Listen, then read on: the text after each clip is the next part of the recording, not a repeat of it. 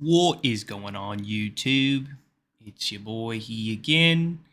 It is about 1 a.m. here and bored, and I thought I'd start recording this little video for anyone who might be interested in watching, yeah? It's about Diablo 4, right? I figured I've been delaying recording this video for so long. I mean, the longer I wait, the less relevant this video will be. So basically, it's a video going out to those who are still on the fence about Diablo 4 or just want to hear my honest opinion on the review of Diablo 4.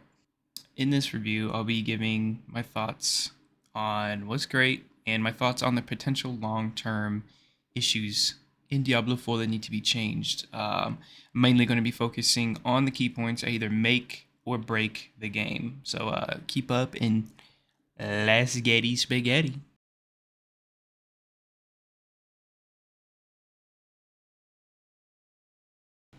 So, first things first, right off rip, I can easily say that this has got to be one of the best video game launches we've had in a long, long while. After that clown show with Overwatch 2, Cyberpunk, Forspoken, Jedi Survivor, and any of 2 years, you'll be happy to hear that this game is an actual breath of fresh air. I can't say much about early access launch, but when I logged in on the actual day one release, I had zero issues. There's no graphical glitches, no stuttering, no disconnects, and no game breaking bugs. I was able to play the story from start to finish with no problems. The game feels like it's been out for years. And I need these other video game companies to honestly take note. This is how you launch a game.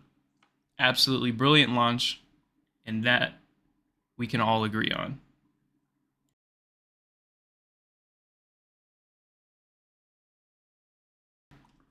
And up next, you'll be happy to know the combat is smooth as butter.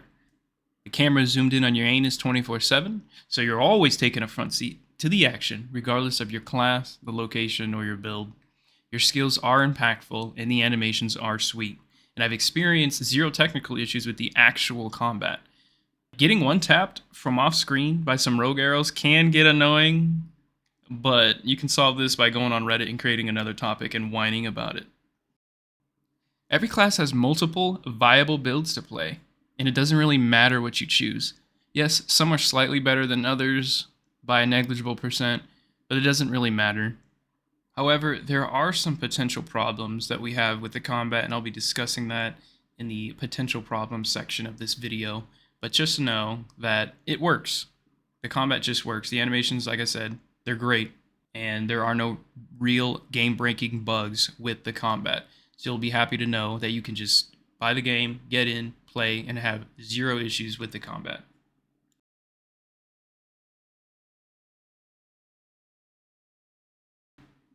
Up next, we got the story. Now, the story is bussin'. Even if you're unfamiliar with the lore of Diablo 4, you should just watch one of those nice YouTube videos explaining the lore from start to finish. It really isn't that complicated to follow. But even if you don't care for the lore, the voice acting is enticing enough to keep you engaged during every cutscene. Also, Big Mommy Lilith. That being said, I think the length of the story is perfect. Not too short to have you logging on to Reddit and complaining about spending $70 on a short story, but not too long that'll have you logging on to Reddit and complaining about slogging through the campaign. And once you complete it, you don't even have to complete it again on subsequent characters if you don't want to.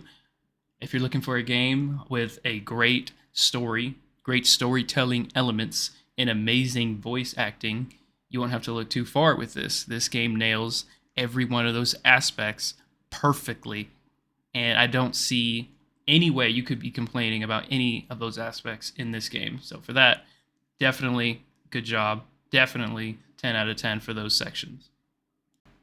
Now this is the meat of the video. This is where I'm going to talk about the potential problems with Diablo 4.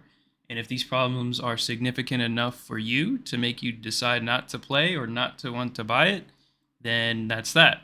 But some of these problems were significant enough for me to not want to continue playing the game. And I know this might be controversial, because it's a Diablo game. But that doesn't excuse the fact that some of these basic elements and necessities are just not good, just not being looked at, not being fixed, and just overall boring. And I'll get into them in a sec.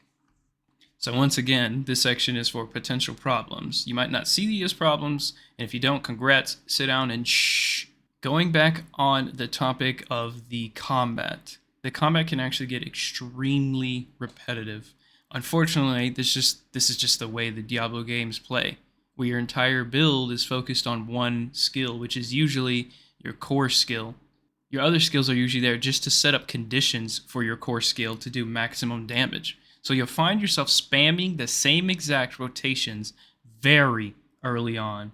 And unless you change your core skill, you'll be doing that for the rest of the game. This is in contrast to another ARPG, such as Lost Ark, where you have one, maybe two skills that are core that are used for CC breaks and movement, and the rest are actually mid to long, unique nukes in their own right, which makes the combat in that game, in my opinion, far superior to the combat in this game. Lost Ark does a really great job of nailing the different classes and making you feel unique and making you actually feel the impact of each and every one of your skills, whereas in this game, you're going to be relying on one skill to do most of your clearing and most of your damage, while the others are just support. This next issue may not even be an issue.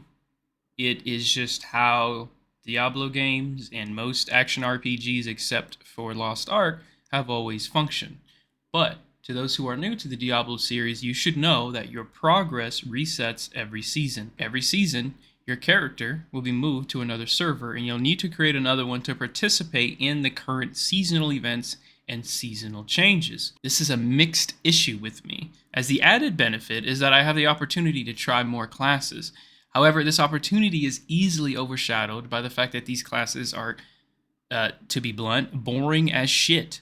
It is for this reason that I stopped playing shortly after the campaign, due to the fact that my entire progress is meaningless, except for a few things such as Lilith statues and waypoints.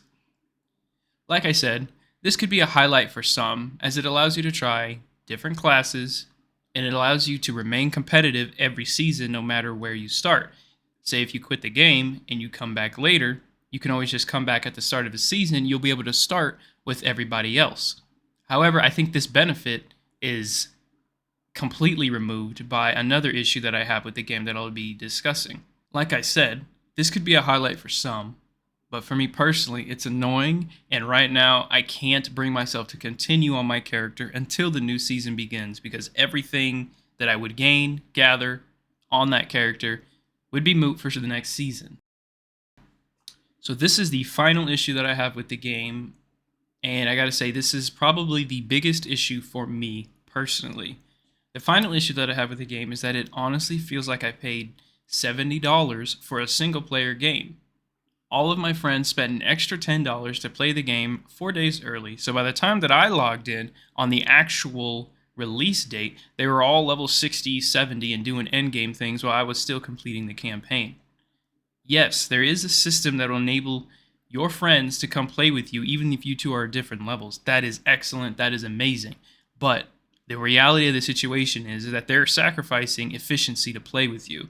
They're more than likely going to be on a higher difficulty setting than you. So playing with you means they have to lower their difficulty setting and tier, which in turn lowers their drops and their XP, and it's all around just inefficient. It's cool, yes, but ultimately one person is sacrificing over another. So if you want to take part in the party play of this game, you are going to need to start at the same time, which I guess brings up the seasonal advantage, right? If everybody starts at the same time next season, you guys can group up and go through the entire game together, the entire leveling process or the campaign, whatever you want to do. To compound that last issue, there are barely other players in the world. And even then, no one is really talking or interacting with each other. Oddly enough, I could count on my two hands how many players I actually saw while completing the campaign on day one of the game's official launch. One of the biggest reasons why I like to play online games is for the online socializing aspect of it. Lost Ark met this desire perfectly, as anywhere you went, you were able to see other people's avatars and interact with them more often. I mean, until the bots showed up, but that's another topic. Being able to meme and joke with the general public, or even if it's just in an all chat, is another form of entertainment for me that actually gives value to the online games that I am playing. I'm not big on single player games. I usually find myself logging in and logging out while trying to play any single player game that really isn't action like Devil May Cry or something like that. Again, this may not be an issue for you. You may actually enjoy the single player experience. But for those who are looking for a more MMORPG aspect of an online game, this is not your type of game. Your actions are done alone. You can complete the entire game from level 1 to 100 by yourself and not have to interact with any players ever, except for perhaps boss events, which, even then, I mean, let's be real, those are optional events anyway. You could go from level 1 to 100 without ever having done one, and it really wouldn't matter. So, to put it all together, when it boils down to it, if you're thinking of playing this game, just be ready for an amazing story, smooth but repetitive combat, a single player like experience, and character and progression resets every season. Assess these factors for yourself. If this is something you could see yourself enjoying, then by all means, continue playing, start playing, do whatever you want to do. If this isn't what you were expecting, maybe give it a pass. Come back in a later season. Maybe they fix some things. There are some other issues like gem bags and other things that people have been begging the developers for. And of course, as a big AAA developer, they somehow don't know how to implement changes in a timely manner. Half the damn player base is going to be done playing by the time they implement features that really improve the quality of life of the game. Either way, thanks for watching. Leave a like if you enjoyed this video. I'm gone.